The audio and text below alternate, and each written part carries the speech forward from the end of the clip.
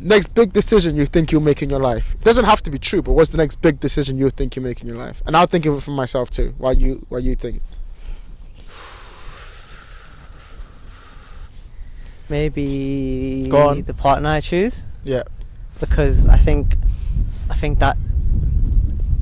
the person you spend the most amount of time with has to be a really good person. Yes. Because again, you're spending most of your time with them, and if they're dragging you down, you don't want them around you. So they have to be of a certain personality that matches yours. And yeah, I think choosing that person, which I have a pretty good idea already, is probably the next big decision, because that's the one you're going to settle with. So the partner, the partner, I would say.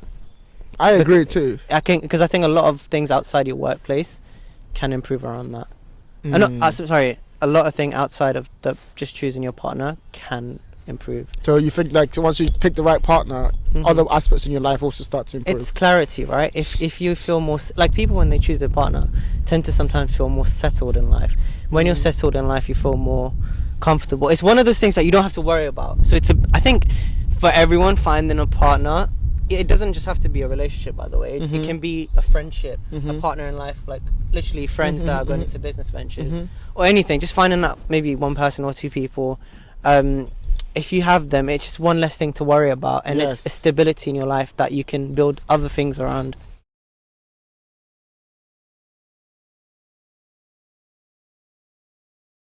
Three, 2, 1. Hello. Welcome to another episode of the Jeoffrey Sarpong podcast.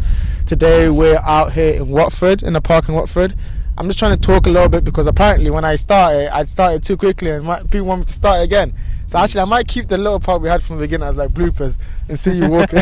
But anyway, hello today. Today I have with me Andre. Andre, how are you? I'm good. Lovely to be back on good. the show. Lovely to have you back. It's good little view we have here, innit? Like it's chill, calm view. Yeah, until it starts raining, that is. Which is why we have to keep it going. We got to move on. Okay, so how have you been since we last spoke, man? How you been? I've been good, man. Obviously, I think the last time we spoke was I came back from my Japan trip. We just played ball. Yes. Now I've had a few months to get over that whole thing, and then ease back into work. So you're totally over the high that you know when you came back. I want to be nice to people, kind. Oh yeah, that shit's gone, man. It's bits of it are there, to certain people, but most of it is pretty much back to London, back to base form. Yes, okay, back to London, back to base form. But you've been also changing your certain habits and certain things that you do. You were mentioning that you started running. Yeah. Talk to me about running.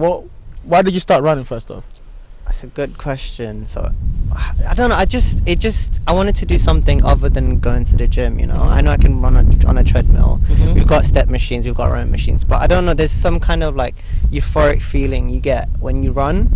Like I can't explain it to you unless you actually do it. You have to do it. When you finish a run, it's just a bunch of endorphins go straight to your brain. Yes. You feel good, Yeah. And then once you do it once, and you do it twice, do it 3 times, it becomes sort of a habit where you can't live without it, and you kind of make it your personality sometimes. Like I bought running shoes, I bought specific gear, I'm looking into videos if my form's correct. I'm like come on. When I started off, I would just run, Who cares what your form when you're nowadays, running? There's a correct way you run. You run with your head tilted forward, and it's like better posture. Yeah. You don't put too much pressure on your knee. It's all to like prolong you running, right? Yes. And then you don't start too quickly. So different things like that. You want to optimize the way you run. Optimize, and that's our new favorite word, optimize. Okay, so when you're saying you're running, you get the endorphins. How does that feel? Can you describe that feeling of the endorphins when you're going for a run?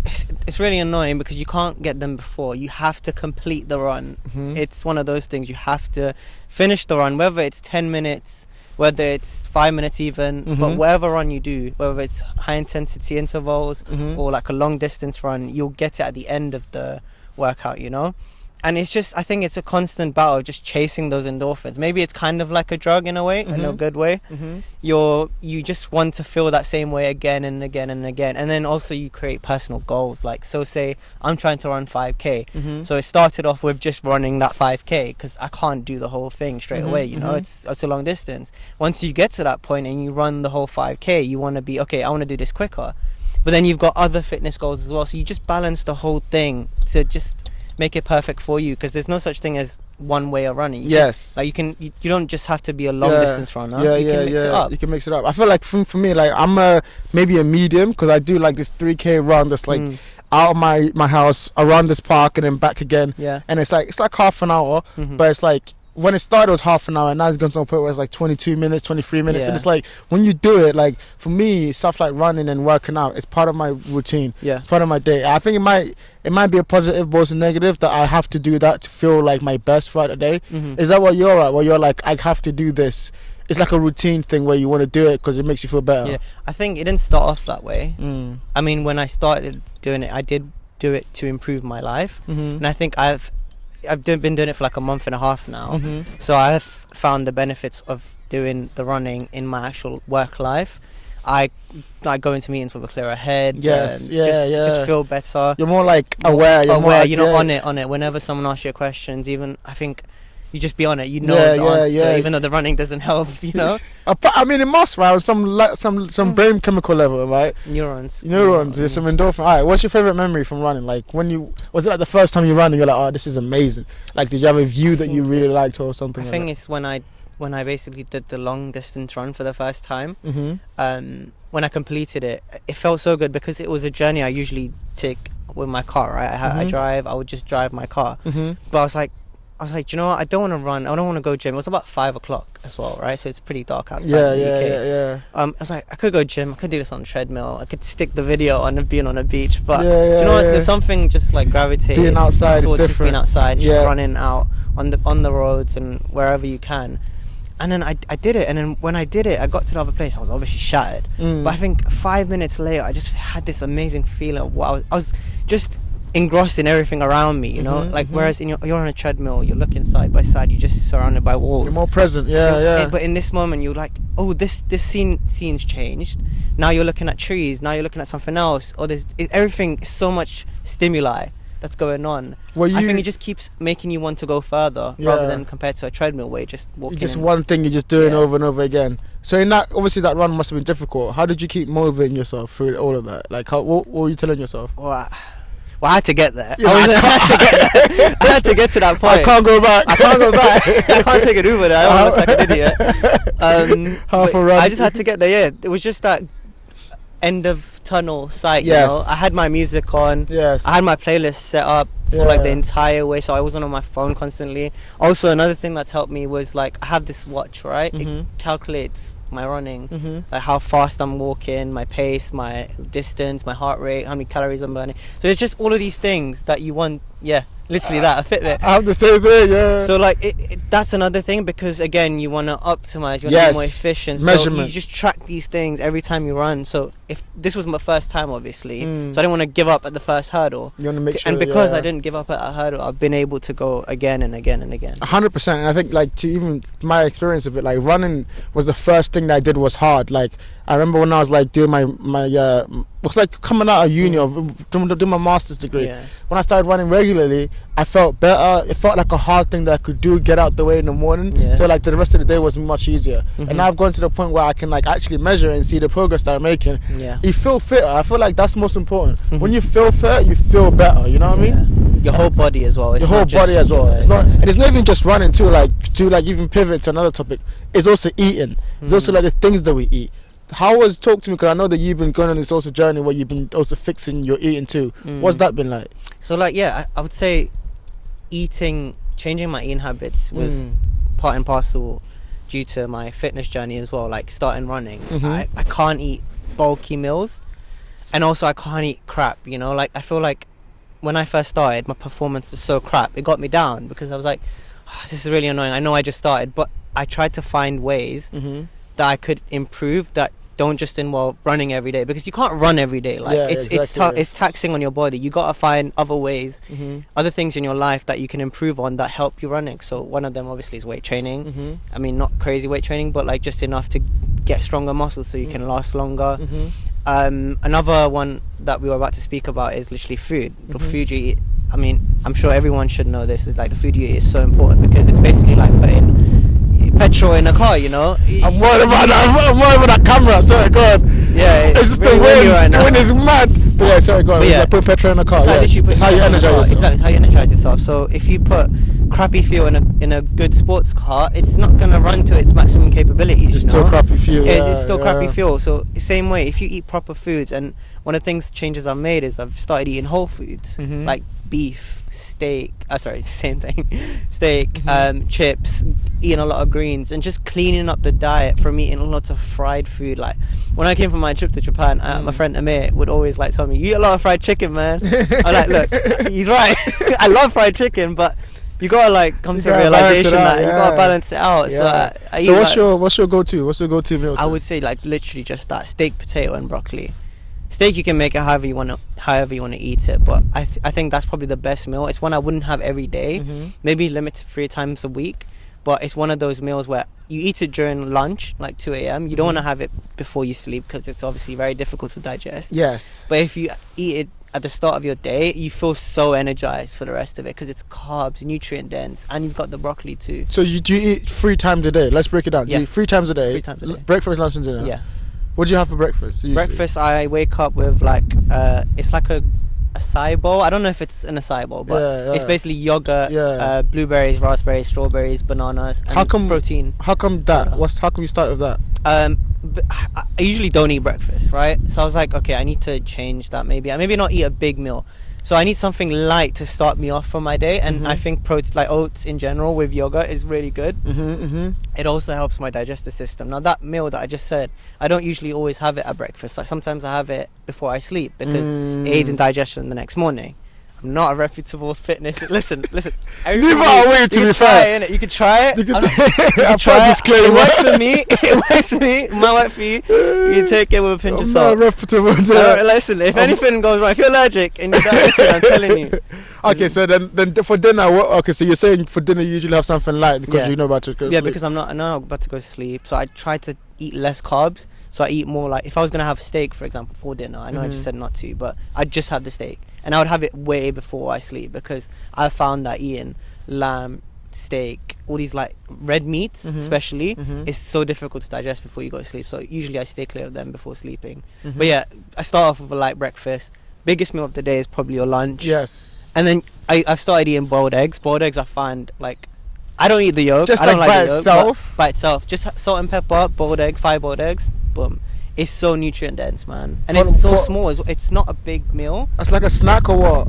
Yeah, it's a snack. If I'm bulking, I'll have it as a snack. So I'd add it on. I'd have the fourth meal basically, and I just have boiled eggs. But that's my fourth maybe snack, and then obviously your dinner. In every single meal, apart from obviously breakfast, so lunch and dinner, try have greens, man. I think greens change your life, like literally. Really? It's coming from someone who used to not have any of it. Really? Going to having broccoli every day, peas, changed everything, man. Yeah. You feel better. Literally, when you're performing, you don't feel bloated all the time. It helps digestion again. It's like one of the things you're gonna really, especially if you're running a lot, you don't want to run with a bloated stomach. Like if you've tried and you've done that, you know it's like an extra weight you're carrying around. Yes, yeah. So you want to feel as good as like you need your core and light as possible, right? Yeah, 100%. So it's like just these little like optimizations. We're gonna keep coming to that word actually. Yeah. But no, that's so important too, because I mean, just speaking for me, I've always been I've been lucky growing up because my like eating habits were linked to the stuff that my mom would cook. And as you know, like from our kind of like background, like it's always going to be healthy food. They just always, not always, I have to take that back, but usually it's healthy because they have like whole food ingredients. They use whole ingredients, where it's like it's a lot of vegetables, it's a lot of like meat, like a lot of heavy like stuff like that. And then so recently is when I started to feel that. I think when you start like doing stuff like working out more, exercising, running, you start to notice how your body reacts to certain things. Perfect, yeah. You know what I mean? It's like food is the most important one of that. Yeah. And I would eat some food, I'm like, I feel less energized than I did before. Yeah. You know? For example, bringing up that point of like what your parents cook, like usually what my parents cook is very rice heavy, gravy, lots of like a gravy based dish basically, and there's a lot of oil, you know. Bare oil. So if you have that, think about having that before running. Like even if you wait 2, your stomach still got that in, bro. I don't know how to explain it. So like changing rice to sweet potatoes and changing the curry to like just beef or steak or like chicken, it's there was little differences, yeah. And obviously, like eating in smaller portions, man, like just so much better. Like instead of having a big meal, talk about that, because you mentioned it today and I understood it, but I want them to understand it too. So like again, it goes back to the thing about feeling light and not always feeling bloated, right? You want to eat in smaller portions throughout the day to literally just help in digestion. And if you're eating, I can't remember, I have to go back on the source, but it was something like it does prolong your life, because I mean, it must, right? Yeah. You gotta think about, I remember you telling me when you came up from Japan, that's something you've noticed too. Yeah. Is that where you picked it up? They eat smaller, they eat, like for example, they're soup based, right? They eat smaller meals as well. Like if they're having ramen, for me, I was always hungry after it. That's why I eat the fried chicken at 7-Eleven. Because the ramen bowls were like, they were that They were big. small, yeah. But it's just like soup based noodles. Yeah, and yeah. one slither of chicken or pork. It wasn't enough. So going from that, I think on the 10th day, I got used to it. So your body does adapt to it, you know? Maybe at the start you'll feel hungry at like 10 o'clock at night, because, you know, your body still needs some more according to how you've normally been eating. Yeah. But you just have to train, Yeah, that's fascinating too, because I think like 100%, like, I mean, that may be the overall topic of the episode, optimizing life, basically. But like, no, 100%, like, I'm noticing like stuff like running, stuff like eating habits, all these things I've adding up because they have an effect in other parts of my life. Like, I only started really figuring out that I need to be clear-headed in the morning when I started working, because I realized that I'm in meetings right at the beginning of the day. I need to be aware, I need to be able to speak, I need to be able to talk and all of that stuff. Talk to me about like work and how that's kind of like, how that's not really just affected it, but like how you're learning to balance that and like your eating habits and your running and also like stress and all that stuff. Yeah, I think like obviously work from home helps so much more, because you can literally, I mean, I don't know about your work, but my work's pretty flexible in that. Yeah. You can take your break at flexible 1. work, You can work. You can take your break at 1, but you don't have to. How many days do you work from home? 3. Jesus Christ. So like it's good, right? That's great. So it's Monday, Tuesday, and Friday. you don't go to work until Wednesday. No. I mean, I do work. I work from home. I know, but you don't go into work until Wednesday. Sometimes you go 2 days and you just say into work. Yeah. You work all of 5 days. Well, Thursday is like the compulsory day, innit? You have to be in. Everything social happens on that day. Wednesday is like a lot of people. You have to come in, but a lot of people choose that selectively. Jeez, So they come in, they don't come in. Fair enough. Fair enough. So how has that been? Yeah, working from home has helped that fact in like you can balance so many things. Like for example, I don't know how people were doing this before, but they'd go on runs before they work from home in the office. Work in the office. I don't know how they did that. I just about struggled to. I still haven't done it. Yeah, working from home. Yeah. It's one of those things I want to change. So it's like it's really good for you. I think you should do it. I do it too. Before work. I do it. Like when I work from home is when I can do it. I'm not a morning person though. This is the thing. I mean, no one's a morning person, mate. You just do it. Like it's like working out. No one does. I'm a fucking evening. You have to do it, so you do it. Yeah. You know, like, and I feel like the hardest part is putting on the shoes. Yeah. Like literally, the hardest part is getting up in the morning and putting on the shoes. Do you eat anything before? Nah. Oh, wow. I don't even. Most of the time, I don't eat breakfast. Fasted, John. Okay. Yeah, you just fast because you just have some water. No coffee. Oh wow. Okay. This is the first thing I do when I wake up is going wrong. So you must feel fresh. Literally, because your head is a bit like, there's like a bit like Dizzy.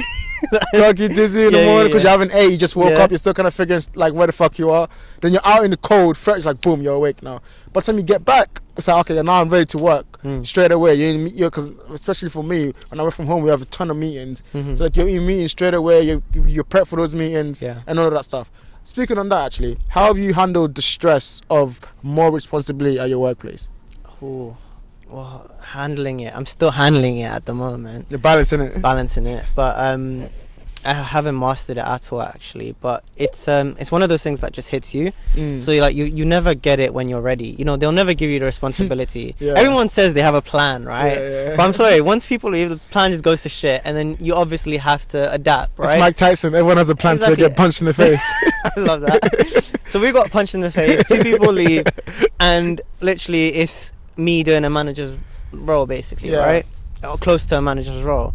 How I've adapted to it, I've just been like, again, like you said, now I need to be more aware. There's less people to fall back on. When you're starting off in a role, you can fall back a lot, let other people who are more senior take the lead and stuff. However, now that they've gone, you're the person it's on you. You're the person to contact, and it's almost out of shame, out of embarrassment that you don't want to look like an idiot. So you basically you fix up on all these things. You know, you don't wake up 10 minutes before me. I'm not saying I haven't done that. Say it. Don't take my words.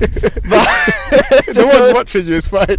You've been watching you. I know, man. That's why he looked tired. Algorithm. I swear to God. But yeah, I know what you mean. Yeah. Just waking up an hour before, like you said, you wake up at 7, go do the run, then you feel so much fresher. You're on it basically.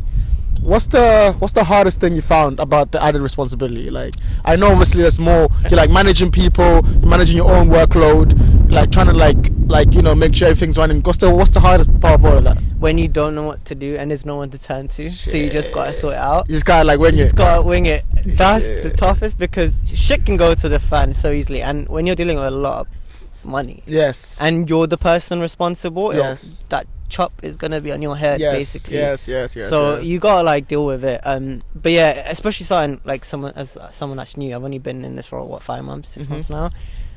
It's a big responsibility to have, and it's one that I wouldn't have liked, but it's good that I have it, because obviously that changes you. You know, you can't grow. I mean, you can grow. You'll grow a lot slower if everyone created a plan and you would steady. You'd grow. You know. What's an example? Sorry, go finish your point. Yeah, I was saying, as if you get pushed and thrown into the water, you're gonna learn how to swim or you die.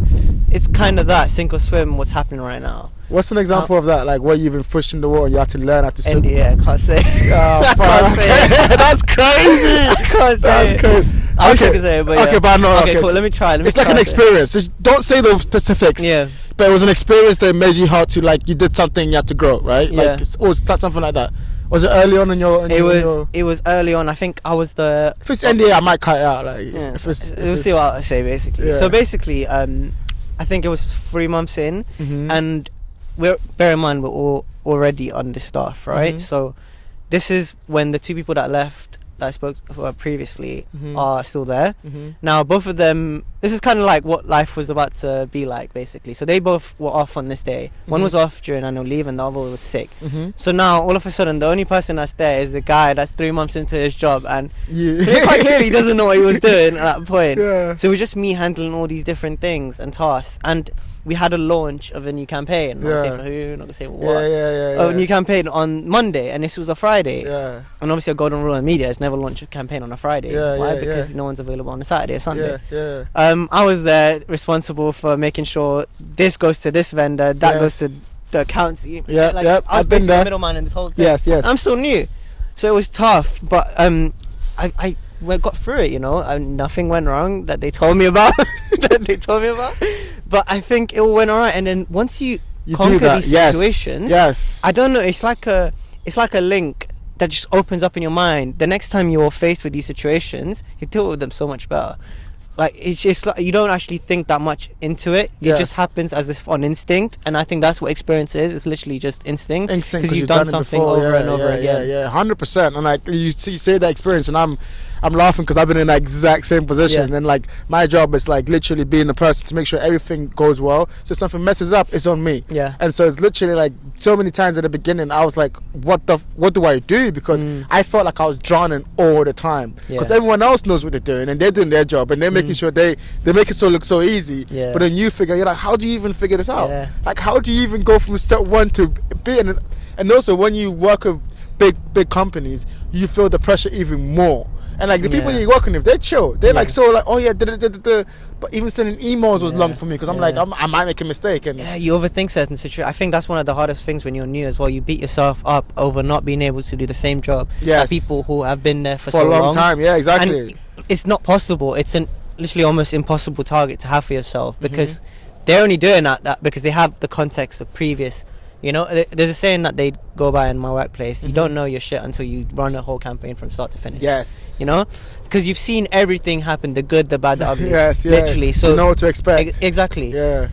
But obviously in media, no 2 campaigns are the same. So that's great. Okay, but bringing it back to life a little bit then. How do you prevent yourself? Because obviously there's a lot of stress, a lot of like work that needs to be done at work. How do you prevent burnout? So how do you balance both work and life, and how do you make sure that you don't burn yourself out in one? I think hobbies is the most obvious thing.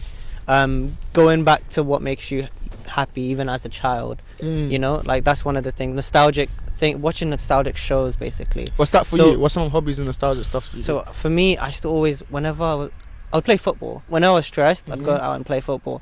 Obviously, I can't play football out now because everyone I know is busy. Yeah, they're my age, they're working, and it's fucking cold, right? It's no like one's 10 playing. degrees. We're not 12 anymore. Exactly, we're not 12, bro. We're not invincible. We'll catch a cold or some shit. I gotta be at work tomorrow. Yeah, that's crazy. So there's that, right? And then I like to be out, right? And when I say I like to be out, I want to be out running. Whenever I don't know, this all comes back to running, right? And it's just like I want to be out, I want to move. I don't like sitting down. If I'm stressed, the last thing I am is sitting down because I can't. I physically can't. So yeah, I just go back to like basics. What makes me happy? So for example, what would I like that would make me smile as a child? You know, I'd watch this show. I would watch Lion King. Lion King would always make me. It's a feel good. You still watch Lion King? It makes you feel good. It's nostalgic. Which one? The animated one? Yeah, the animated one. Then I'd watch like Ratatouille. Basically, all these like shows. Fair enough. I started watching like I was really like maybe down the other week, right? And I watched this show, Ultimate Muscle. Jeez, I was talking about yeah. I watched Ultimate Muscle. Yeah. And then Ultimate Muscle. Yeah. So yeah, you just gotta go back to like root one and what made you happy, and then it kind of takes your mind off these things, right? Because the last thing you want to do when you're stressed at work is think about work outside work, right? Man. So you kind of have to make your brain busy outside of these hours. So just go do stuff. You know? have to learn to turn off. Yeah, like, that was so important. It's hard to turn off because when you feel responsible for all these things, they can say switch off at 5:30, but it's always lingering it's in your mind. Especially when you think like you made a mistake. Yeah, like, it used to happen to me all the time where I'd be out with friends and I'd be like, "What's wrong?" I'm like, did that thing at work, and like doesn't matter. I'm like, yeah, to me it does, because I have to go back the next day and have to deal with it. And that would be on my mind. And definitely you're right, like doing things that you enjoy, hobbies was so important. When I started that's when I started jiu-jitsu, because I was like, okay, I need to after work straight to do something else. My mind is in a completely different space. 100%. I don't have time to think about what mistake I made. That'll be there tomorrow. I can fix it tomorrow. You know, that's so important. Like I think you have to make sure that you put systems in place that going forward, do you make sure that you're not burning yourself out at work, because then you become less effective at work, you know. Like, and I think that's so like I know that's exactly what you're saying. I also wanted to talk about it because you talked about how like, and I think this might be coming all the way full circle, about like decision making and like feeling like you know what to do and then not doing it. What do you relate that to? And talk to me a little bit about that. A bit of before I started running, like I know what I gotta eat, I know what I gotta do, I know I need to wake up at a good time, I know basically all the things that we know of that we don't do because we're too lazy, right? You know, you have to eat healthy to go, you don't have to eat your greens, you don't have to work out to a decent amount, you don't have to run, you have to keep fit, you need to go out and socialize, you need to go out and do all these things, but you don't do it. Part of it was that I've sorted a few things out from then.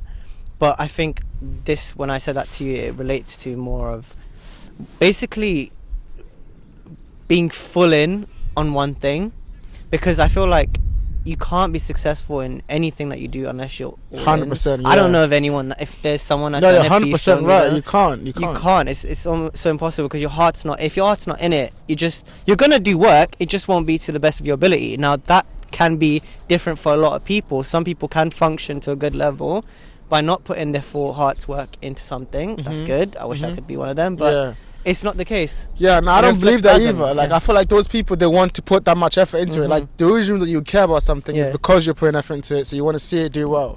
So you're saying that's how you are on that kind of like edge. Yeah, I was kind of on the edge, because my whole point was I never really wanted to work 9 to 5, right? Always, I went through the whole university thinking that I didn't want to work 9 to 5. Somehow I ended up here. Not somehow, it was literally destined to. We all do. The decisions we made brought us to this. That is true. Path, you know. Yes. So we're here, and now again we're at this crossroads. I'm at this crossroads where, like, okay, if I put my all into it, I can be on this ladder. I know the next steps. I know the next level to go to. But do I want to put my all in? Because to get to that next level, you have to put your all into it. Yes. Now, in the back of my mind, I always wanted to work for myself. I always wanted to be. We'd have conversations on freedom before, right? And freedom doesn't always reflect the rat race, you know. Yes. It's getting better now. Yes. But it doesn't always reflect it. Then you want to earn more money, and then all these things come in, and then you have to think of, is the rat race the way to go forward? It's not for a lot of people. I don't know I still don't know if it's what is for me. That's why we're at this crossroads. But I do know that I have to pick one, because it's maybe we're still young to think that, but I feel like it's now or never, because to jump higher in the ladder, you gotta put your all into something. You have to be the best at your role, because you're competing against all these people. They're your colleagues, but you're competing against them, right? So yeah, it's just making that decision. 100%. And like the reason I want to talk about it also because I relate to that so much, just that the crossroads, and I feel like it's weird because I always feel like I'm on that crossroads where it's like when I was in my first job before I went to my master's, I was at that crossroads. Like I want to do something writing related. I want to be on a writing course, but I'm at this job and I can't. If I leave this job, I can't. And then I stood in that fucking like on that road for like 6 months until finally I was like, boom, I have to leave. And then I left, went to the masters, did that, and now I'm back at that crossroads again.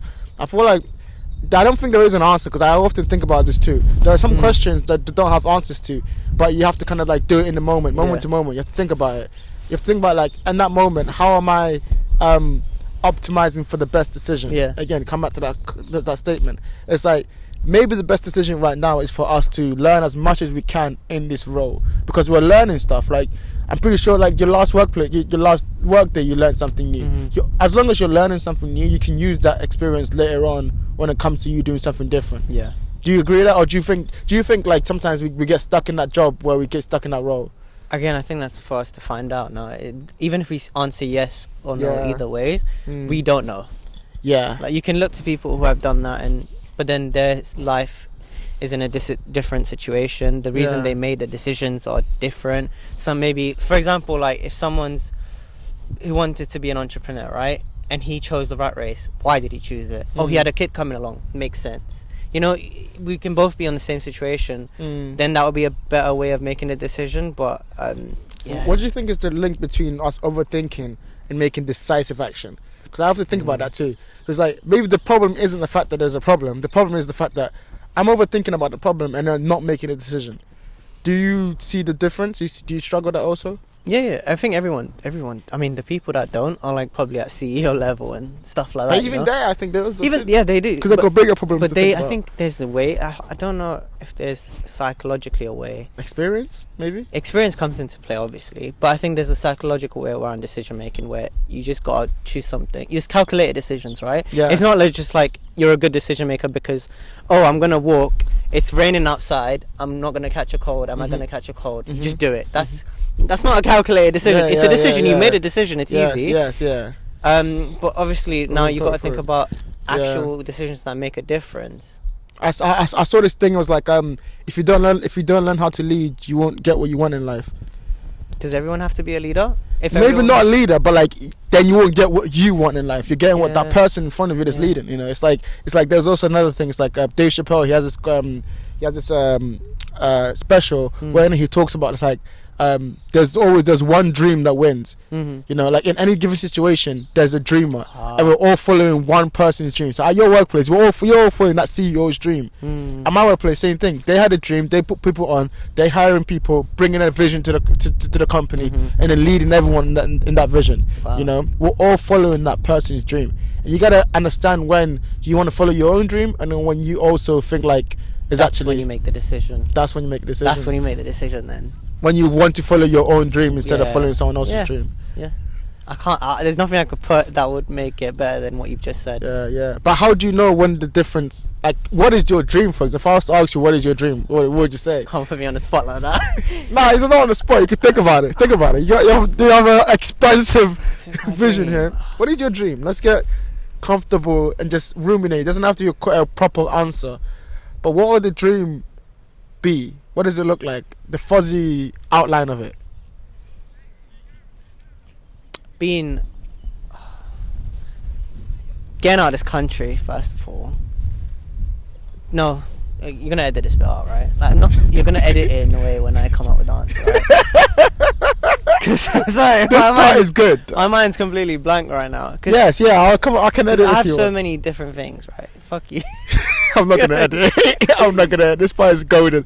Okay, look. Okay, I'll go for me, and then maybe you be inspired by something I say, and then come up with an answer. So, because someone asked me this the other day, because I was thinking, so I was telling them about this thing I learned about. The three things you want to be is comfortable in yourself, know where you're going, and having fun while you're going there, right? And like I was like, I think I'm all three. But then the person was like, okay, so where are you going? Where do you want to go? And I sat there and I was like, I don't know. I feel like I know where the road is heading. Like the podcast is helping, writing is helping, poetry is helping, making more friends, going to different countries. These are little aspects of the dream, right? But it's not the whole dream. It doesn't encompass it. And I also I think what you're getting stuck is that you feel like if you say I want this one thing, that means you have to have that. Yes. But that's it not. It could be so many different. It could be so many different things, and also it could be like something that changes over the next year or the next couple of years. Yeah. So like finding that balance is difficult. But the reason I ask you, because I feel like you're still right now, the version of you now that's gonna be immortalizing. Yeah, right. That person has to have a dream, because then even if you move forward towards it and you don't get it, you actually know you've moved from 0 to 1, move from here to that other thing.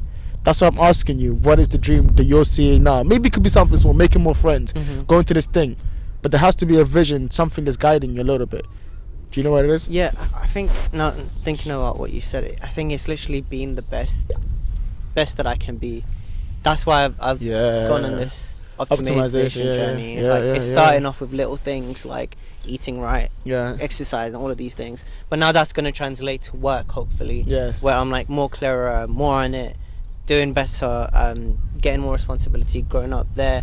Then if I don't see this path being correct, I hopefully have more experience and knowledge in my head to maybe go for a different venture, maybe something that's more entrepreneurial, one that I have maybe more time, when I have more time in my hands. But people say that, to be fair, entrepreneurs don't have that much more time in their hands. And also entrepreneurs just fail a lot. Like they fail a lot.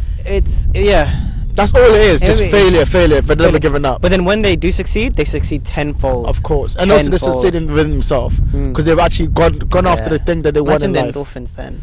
Like we talk about running, we talk about all of these things. The endorphins when you succeed on your own, chasing your own dreams. Even fuck the endorphin, just the decision when you make it. I feel like you have so much relief.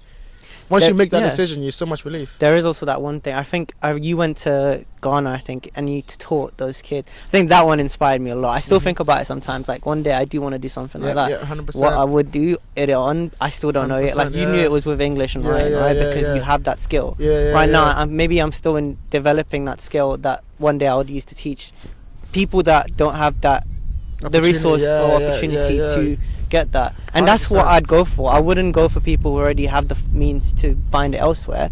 I would target the people who don't have this means. Like they need someone to maybe, I don't want to say, what is it, guardian? Like but I know what you mean. Like go out their way, like volunteer. Go out their way, they don't have to do it. And it's like they value it so much more. Like literally, I was there. And in that state, I mean, I was scared shitless doing that because I was going to a different country, but also teaching. I've never taught in my life. But I realized that when you get there, like, they actually need that experience. They need that person who just gonna volunteer their time. They didn't even have an English teacher. It was their maths teacher teaching them some words from a book. So it was like, even me going there doing that, it was so important to those kids because I showed them a different way of. I was reading books, I was doing all these different things, and it's like, even me, I want to do that way more, But I think, like you said, it's about finding that skill that what you can give and what you can give. Like, I think that book that I was reading on Stephen Bartlett. Yeah. You're reading that one. And then he was like, I finished it.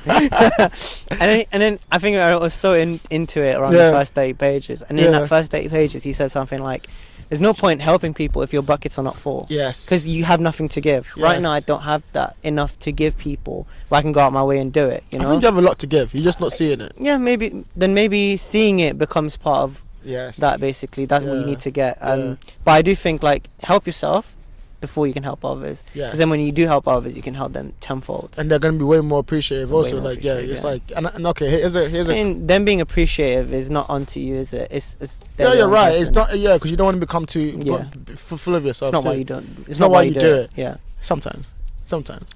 All right, well, here's a question just to close it out, because I know we've got much to go to, which I want to talk about actually before we go. But last question on the topic we're talking about.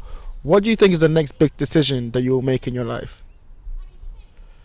Just kind of still going off what we were talking about decision making. What do you think is the next big decision you'll make? You knew what you're coming. You knew this, Jeff Sarpong podcast. You knew they were coming. What is the next biggest decision? Next big decision you think you'll make in your life. It doesn't have to be true, but what's the next big decision you think you make in your life? And I'll think of it for myself too. What you think? Maybe the partner I choose. Yeah. Because I think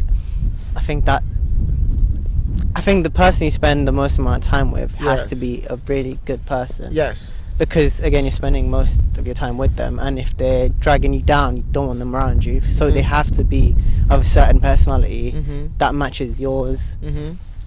And yeah, I think choosing that person, which I have a pretty good idea already, is probably the next big decision, because that's the one you're going to settle with. So the partner, your The partner. partner, I would say. I agree too. I think because I think a lot of things outside your workplace can improve around that. Sorry, a lot of things outside of just choosing your partner can improve. So you think like once you pick the right partner, other aspects in your life also start to improve? It's clarity, right? If you feel more like people when they choose their partner tend to sometimes feel more settled in life. When you're settled in life, you feel more comfortable. It's one of those things that you don't have to worry about. So I think for everyone, finding a partner, it doesn't just have to be a relationship, by the way. It can be a friendship, a partner in life, like literally friends that are going into business ventures or anything. Just finding that maybe one person or two people.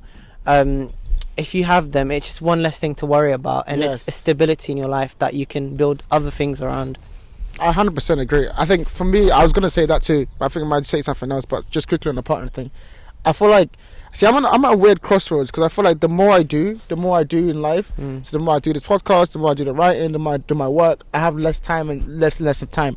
So I want to actually keep doing the things I'm doing, because I know they bring me meaning and I'm happy about it. But right now I've got no time for a girl. I've got no time to spend with other people, giving them the attention that they need. So I'm in a weird place where I tell myself, actually, I'm not ready for a girlfriend, because I've got all these things I want to do. But then also I know that in order for me to continue doing those things, you're gonna at some point you're gonna need to bring someone in and make a partner of that. Yeah, because you don't. I don't know if there's a time limit on these things. Obviously, sometimes you know when the time is right? Yeah. But whether it's sooner rather than later, it's one thing to think about less. Yes. You know, once it's done, once you've chosen the right partner, it's a whole. Because if you're spending the rest of your life with this person, right, it has to be a very big decision. So it's one part of your life you're completely closing. I have to being honest, once you get married, it really should be the part where you're closing. Obviously if things don't work out later down the line, you're well entitled to change. Not saying you're stuck with them. That's not I'm saying when you go into the idea of doing this, it should close off an entire page of your future relationships, blah blah blah. But I think you will know. You will know when. Everyone keeps saying that. You will know, bro. There's no point. People, you can download all these dating apps and everything, right? And they do work, because that's one way of finding someone, right? But once you meet that person, only you will know. You can go through 100. Maybe it's another thing of choices. It's like when we go on Netflix. I'm not comparing your partner to Netflix. Same thing, man. Just scrolling when you through have the so things. many choices, you struggle to pick one, right? Yes. So say you're on a dating app and you're amongst 5 different girls. You're talking to all of them. You gotta pick one. All of them are gonna have red flags. 100%. You don't find the perfect human on anything. Whether you meet them organically or you meet them on a dating app, it doesn't matter. It doesn't happen, right? So just like that. Maybe I'm not saying the answer is to not go on them, but maybe I forgot my chain of thought. I get what you mean. Maybe you gotta if you meet them, you know. If you meet them, you know. It's like if you meet them, you know. You give them a chance. There are certain things for certain people that they're like, this can't happen in my part. This my person I'm with can't behave like this. What's that for you? What's that for you? I'm not fucking answering that. She'll watch this shit. No, it's not. She probably doesn't have it. I'm saying, what's one thing for you? Are you trying to get me? Trying to fuck on my position? You come into my side. Okay, I understand. Let me ask you that question. What's that for me? What's that for you? Because that's easier. Lack of ambition. I think I always tell when people talk to me what do you want to look for in a person, I think someone like me, and I always struggle to define what that means. But I think it's lack of ambition or genuineness. They have to be genuine. But I think there's loads of people who are genuine, but there's people who are genuine but also lack ambition. And I struggle with that, because I want to keep doing more. I want to take this so far that I can't start someone who's even on that same level of mentality, right? To me, the hardest decision I'm going to make probably in the next couple of years is where I'm going to live. It's obviously turning this podcast to professional, my writing to professional, all of these skills that I have, making money off it. But where I'm going to live is the biggest decision, because I think that changes your mood, the friends that you have, your relationship with your family, relationship with the girl, because you might meet her in a different place. She might not even be here. You're looking for this person that you want to be but maybe the place you are at doesn't have those kind of people. So for me, definitely, certainly, like the next couple of months, because obviously the place I'm living at now, but also like the next couple of years, where I want to live and like making that decision. That's a decision too. That's a big too, because you said you wanted to leave the country. Like, where are you even gonna go? Where like, am I even gonna go? I mean, yeah, I always have those feelings. I think everyone in the UK at the moment is having those feelings. Everyone in the UK, but none of us can leave. None of us got can jobs. We're stuck. We have to go back to job. I have to go. We're saying this now. Monday, I'm back at the 9 job, a.m. man. meeting. We're on time. But okay, cool. All right, cool. Okay, cool. Yeah, that's so interesting, man. It's weird. It's weird having these conversations because it's like I don't see it for a couple of months and we have this conversation. It's like, oh, okay, cool. Like, there's always things. There's definitely commonalities, but there's always different things that we're dealing with. And it's like we figure out how to be a monster, and another monster comes. We figure out how to like these different things, and then just this other thing comes. Do you think they will ever get to a place where you're like kind of know? I don't think we're quite stuck. Even when you get to 60, 70, there'll be something else. Diabetes will fucking come in or some shit. Yeah, that's true. Do you know what I mean? Disease comes. Everything can. There's always gonna be something. Bro. Yeah. I mean, true. I think anyone who doesn't believe in that is living like in a fantasy world. Yeah. When we don't live in movies where happily ever after. Yeah. There is no happy. There is no happy. It's what you make of it, basically. What you consider to be a valid conclusion. And you don't conclude until you die. Or unless you conclude when you're being like, okay, I retire and now this is it. So it depends when your conclusion point is as well. I think we conclude this conversation. Alright, thank you so much, guys. Thank you. Thank you for Thank you showing so up. much for the time again. Of course, It was man. a Oh lovely yeah. Do you have any questions? I always give the chance for you to ask questions. I've been prepping you with questions. You can ask me any question before we end up. I have no questions. That's You never fine. freaking gave me any warning. I did it last time. I always give you warning. No, it was like 3 months ago. That's true. Fair enough. But thank you for taking the time Thank to you. come. And remember, 3-1 Liverpool. Alright, thank you. Peace.